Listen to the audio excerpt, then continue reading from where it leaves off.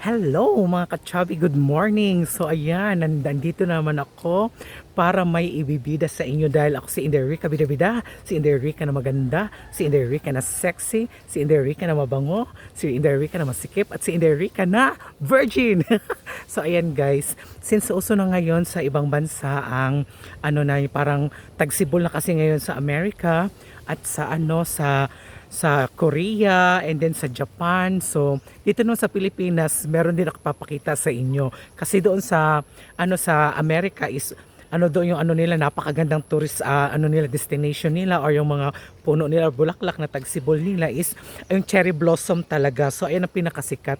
So ngayon dito guys, ipapakita ko rin naman sa inyo sa Pilipinas ang ipinagmamalaki ko. Ayan, so ipapakita ko sa inyo guys blossom sa Amerika. Ayan, meron din naman kami dito. O diba? Napakaganda niya rin punuan, namumulaklak na rin siya at talagang ang kulay niya. Ayan yung niya guys, oh. Diba? Ang ganda-ganda guys.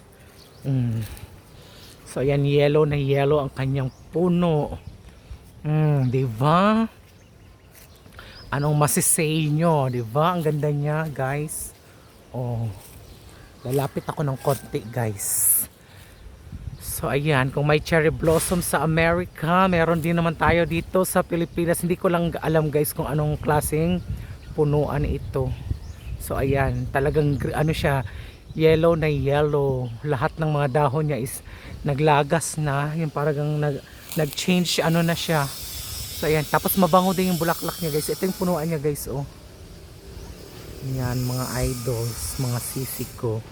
O diba, nagluhulugan. Oh, diba, napakaganda. So doon talaga sa na-amaze kasi ako doon sa mga kapwa ko content creator na nakikita ko yung cherry blossom, lalo na sa Amerika at sa Japan. Makasamahan tayo doon, no? Diba talaga nakakaano pa yung lola nyo. So ayan po dito ang namin ngayon, pinagmamalaki dito guys. Siya, oh, yung punuan na yan, diba? Ang ganda-ganda niya talaga guys. Talagang na-amaze ako sa kanya pagkita ko kanina, kaya talagang nilapitan ko talaga siya. Kasi nga, na-inspired ako sa cherry blossom. Ayan.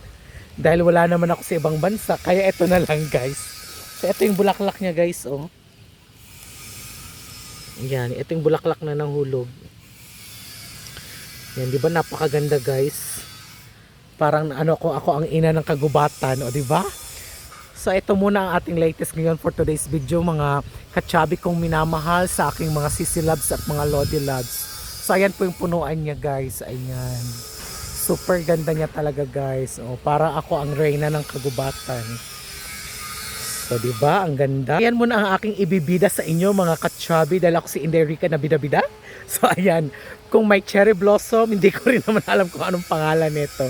So ayan muna guys sa aking latest video for today. So thank you for watching, and then wag nyo pong skip ang ads, and then mag-iwan lang po kayo ng bakas para mabalikan ko po kayo. Bye bye and God bless us all. Mwah!